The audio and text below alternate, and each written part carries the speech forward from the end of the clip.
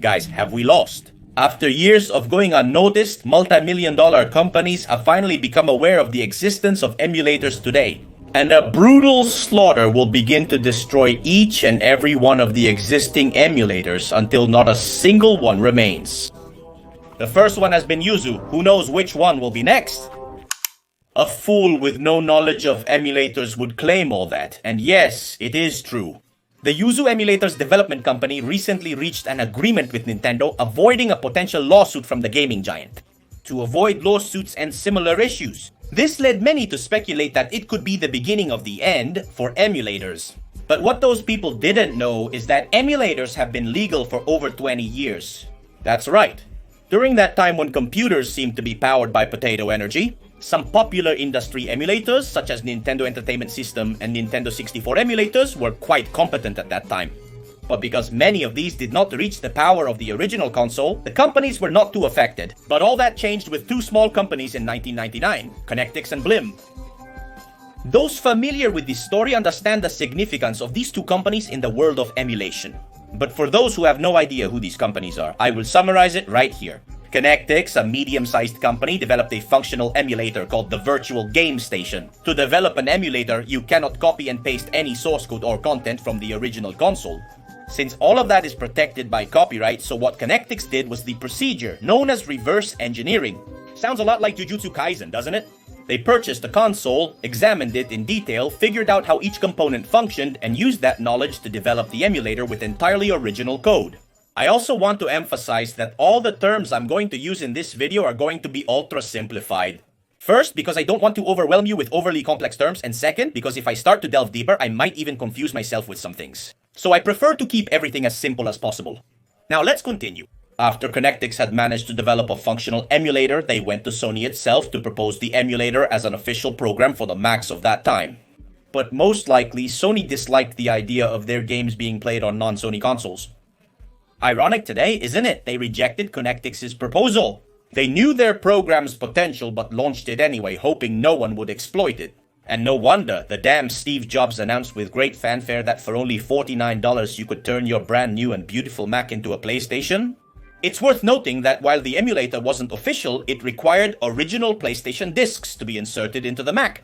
Would the emulator run them? They wouldn't have any graphical improvements or enhancements.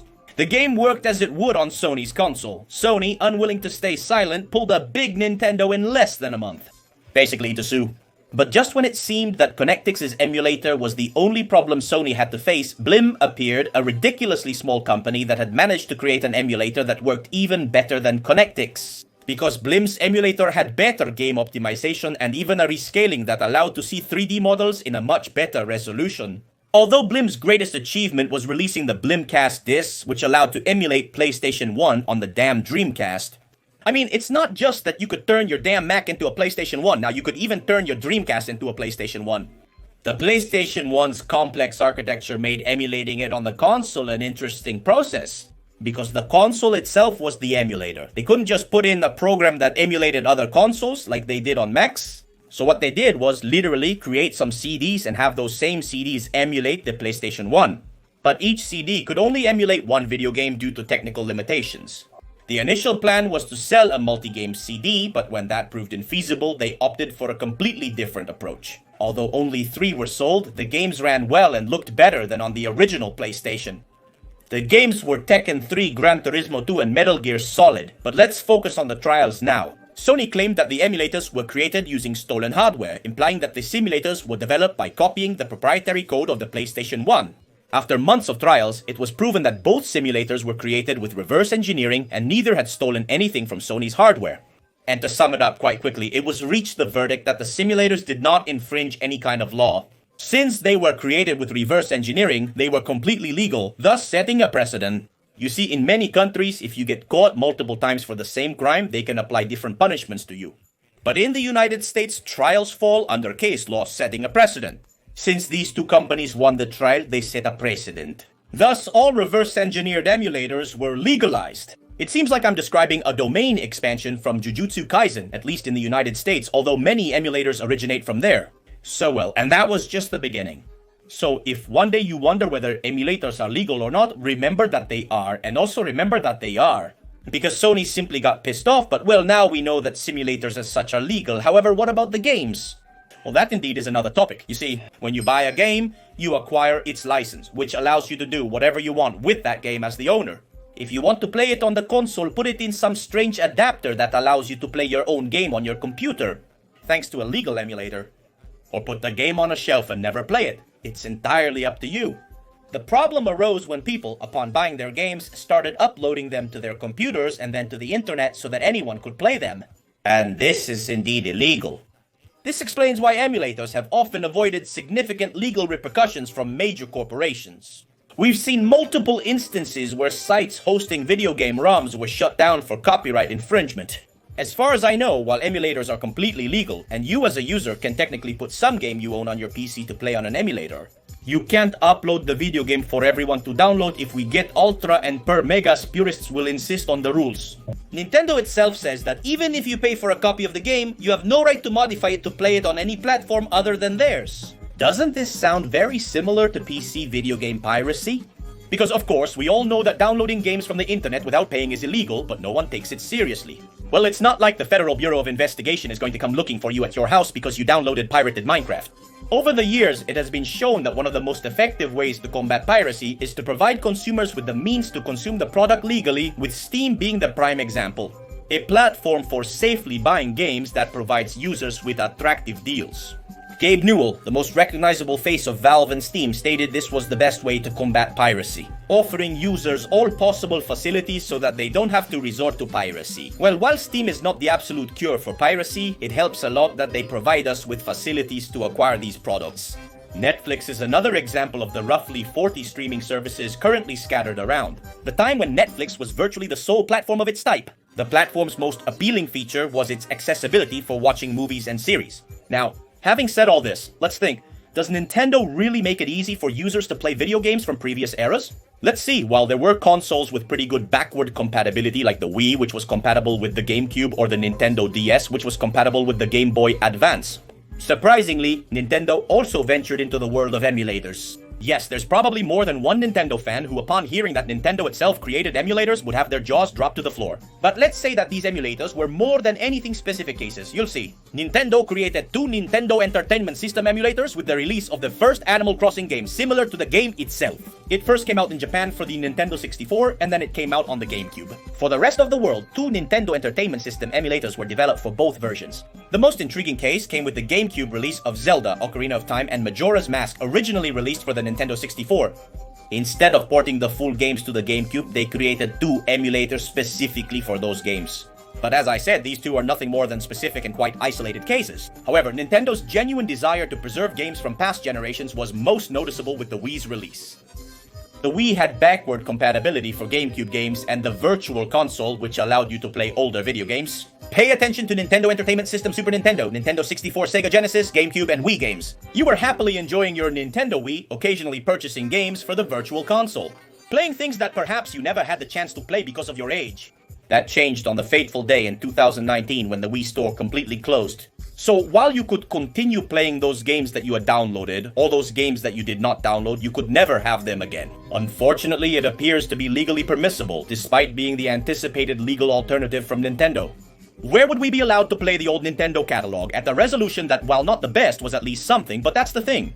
Unlike other community-made emulators that allowed resolution rescaling, Nintendo only offered the option to play the old games without enhancements. That's it, no changes. It would make the experience more enjoyable, fitting for those times. But hey, the Wii's online store closed likely due to plans to transfer its retro game catalog to the Wii U, which was more modern and probably handled better power that allowed for smoother emulation, right?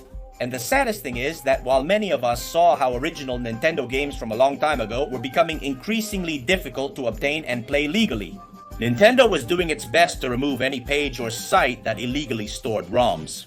They have the right to take down any site that illegally stores their content without a license. Don't mess with them or more could be removed. The problem comes when you realize that much of the content that these people distribute illegally. Nintendo doesn't provide this content to users. I'll use an anime example. In case anyone forgot that this channel originally started with that kind of content, animes are legally distributed on various streaming services and broadcast weekly. The issue is that many animes are not available on streaming sites either because services like Netflix or Crunchyroll weren't interested in the series. The Japanese rights owner failed to reach an economic agreement with any service, and therefore no platform allows viewing this outside of Japan legally. So it is considered a series that is technically impossible to watch in the West. But that's where piracy comes in, and let's be honest, anime is one of the most pirated contents currently, but we can't deny that a huge effort has been made to distribute most series legally. The issue with Nintendo games is that Nintendo itself doesn't offer any kind of alternative to be able to play their retro catalog without having to invest thousands of dollars in the process.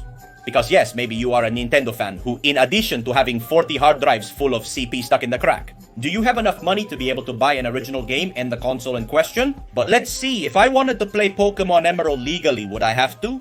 Search for a seller on eBay or another second-hand platform who has the game but don't actually purchase it from them, which cost me an arm and a leg, in addition to making sure the game works. Second, repeat the same process, but now look for someone who will sell me a Game Boy Advance which doesn't cost me another damn kidney and works. And if I want to play on a television because the Game Boy Advance screen seems too small to me, I would have to add several extra steps.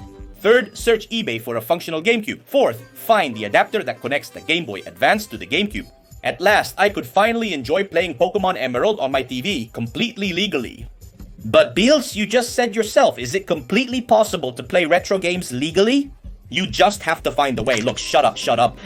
If I have to go through all this fucking mess to play, I'd rather buy the fucking Game Boy Advance emulator for mobiles and download some read-only memory from somewhere. Conservation is crucial when it comes to this topic, despite many people's desire to deny it due to various read-only memory pages. Many games have been preserved throughout history, and if anyone dares to mention that fact, is it better to keep video game cartridges or CDs in a display case so that no one can touch them or simply have them there as decoration? You can go to hell. Because if the point of video games is that they can't be played, well, I don't know what the hell they want. You might think that preserving a game means keeping it on a shelf and never touching it. And really, why the hell do we want people to preserve video games if we don't have access to them? Especially when it's so easy to preserve multimedia files digitally. SEGA itself offers us the damn near complete Sonic catalog completely legally. For me, the biggest issue with those celebrating the disappearance of emulators is that they fail to see the broader implications, due to their zeal in defending the company that has exploited them throughout their lives, staunchly defending the poor practices they've engaged in that harm consumers and the games they've developed. If it were up to Nintendo, many of their games would have vanished from existence. If you claim Nintendo is shutting down read-only memory sites just to sell them through a subscription service, I disagree. You know, the entire catalog in a legal way, would you buy it? But now all we have is that garbage of Nintendo Switch Online. In all its years of existence, it has not offered us even a fraction of the content that consoles like the Wii, Wii U, or 3DS have provided.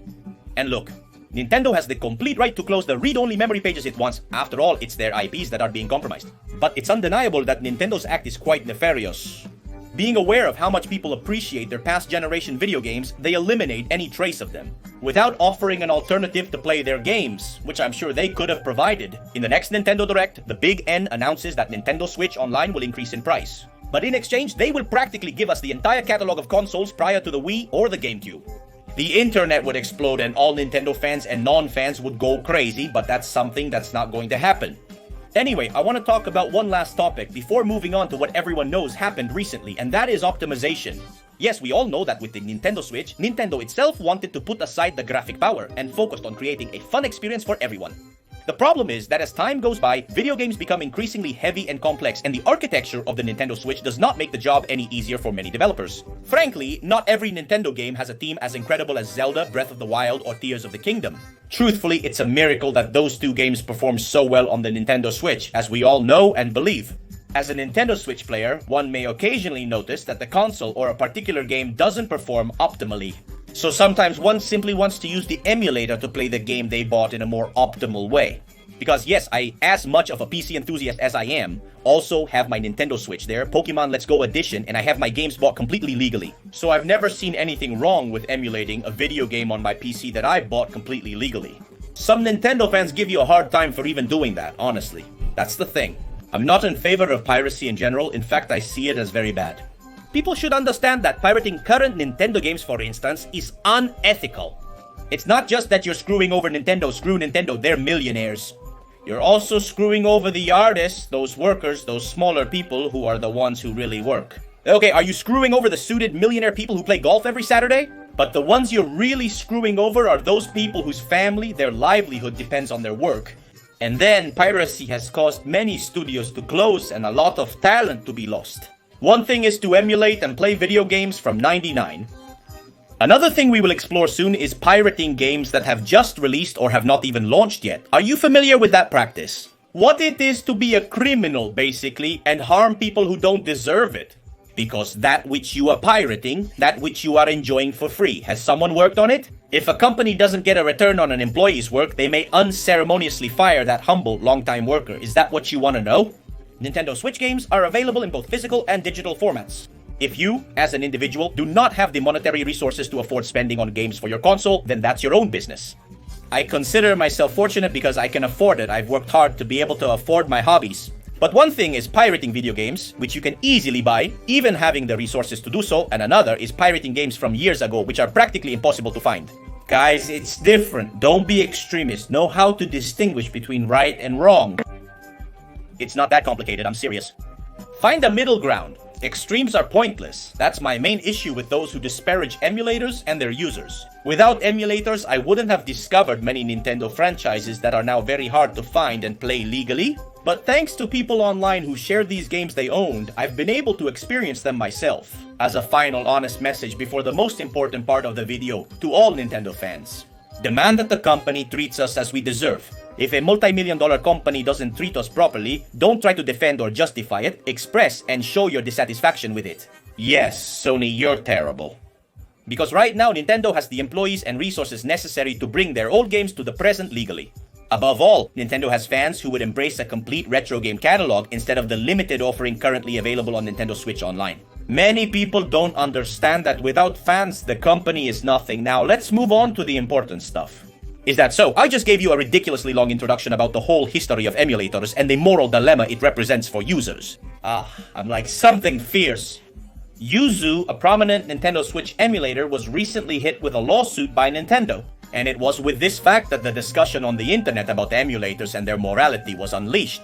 And as I said at the beginning, many people came out to say, quite assuredly, that Nintendo was finally going to destroy this Machiavellian empire of emulators.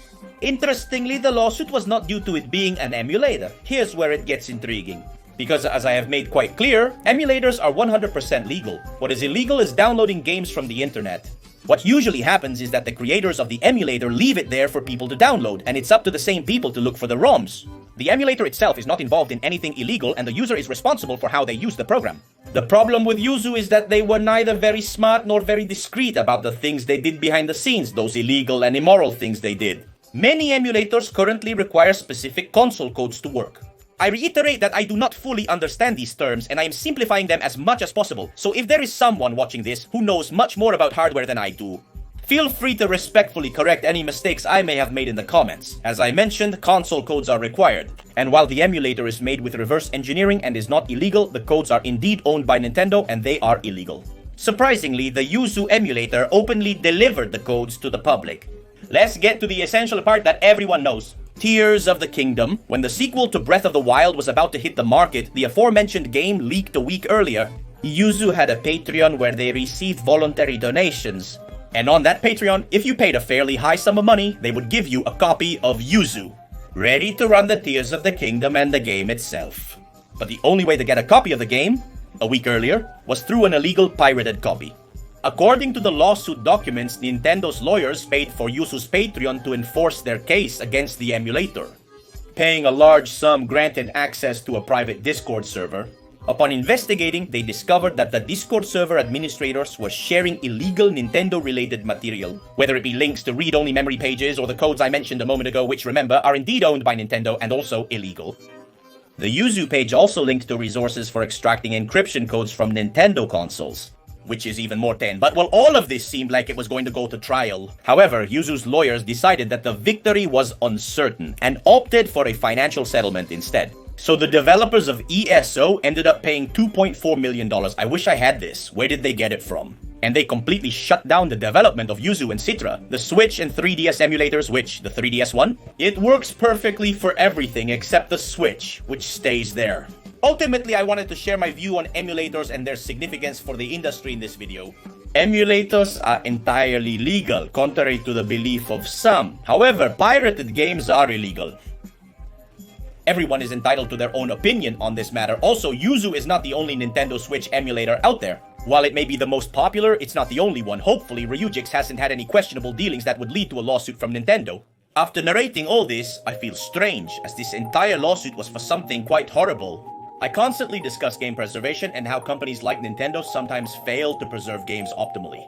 But all this lawsuit is due to a group of programmers who had developed a quite functional emulator. They decided to take advantage of a pirated copy of a game to charge for playing it ahead of time illegally, and as I've been saying throughout the video, emulating an unobtainable video game is vastly different from emulating an illegally obtained copy of a game before its official release. If the Yuzu team hadn't agreed and fought against Nintendo instead, they might have set a worse precedent for users, in which emulators could have completely fallen, or perhaps they would have simply closed Yuzu and that's it. Most likely, we will never know, and honestly, I think we are better off not knowing. To you, the viewer, don't feel guilty about emulating games, despite what some strange people on the internet might say about it making you the scum of the earth, and a pirate and a thief, and it's not like that. Video games are also art, and the most important thing about art is that it can be enjoyed and appreciated by everyone. Ironically, the companies creating this art don't give it due importance. Thankfully, the internet allows us to preserve it for future generations. This may sound pretentious, but it's true. Many of us have enjoyed games released decades ago, all thanks to the person who uploaded their copy online for all to enjoy. And there's nothing more beautiful in the world of video games than knowing they will always be there. For many, video games are more than just moving pixels. For many, video games have shaped us, made us who we are, and allowed us to live experiences we might never have had. Battling Greek gods in God of War, leaping over crates in Crash Bandicoot, dueling friends in Budokai Tenkaichi 3, or any other gaming adventure. We must preserve, care for, and protect the things we grew up with. Video games have been a part of our lives to varying degrees, and they will always be there for us when needed. Even when feeling frustrated, having a bad day, or simply bored, we can always sit in front of a screen and try to relive those moments from our childhood as best we can. Where the only thing that mattered was how much fun we had playing yesterday and how much fun we will have playing today. Good afternoon.